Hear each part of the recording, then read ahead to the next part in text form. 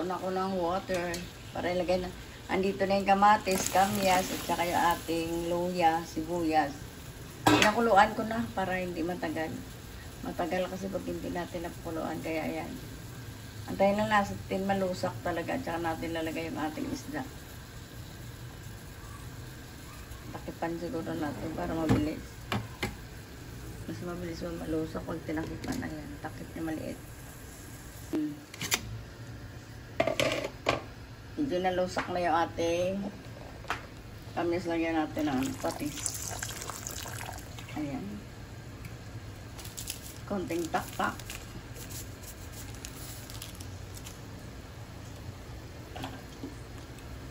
Abutin na natin lagay yung ating isda.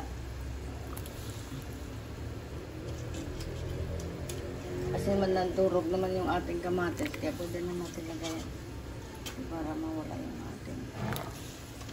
Yan, kompleto na yan. Talbos na kamuti na lang may ilagay natin. Pwede na natin lagay yung ating sili. Balikan natin.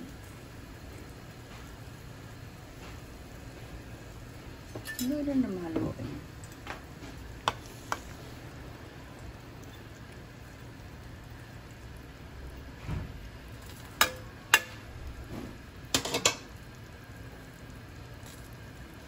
Hintay natin kulong-kulo.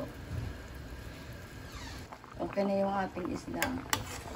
Lalagay na natin yung gulay.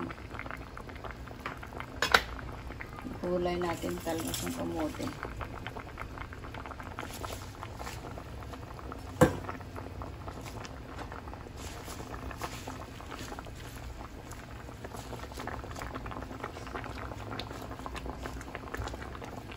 Luto na yan. Ang bilis lang maluto ng isda.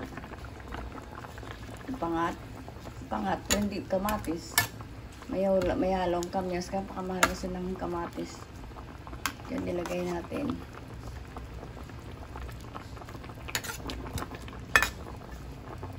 Gulay talaga.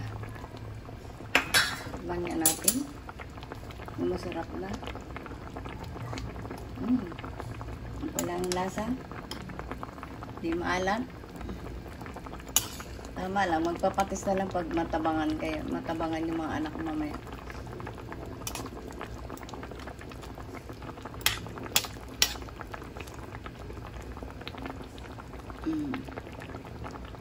Durog na durog talaga yung ating ano. Kamya.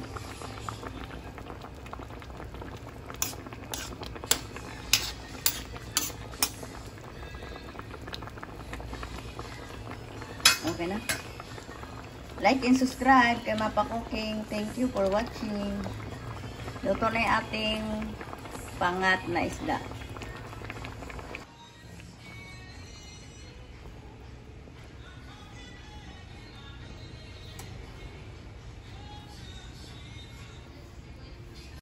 Like and subscribe. Thank you for watching.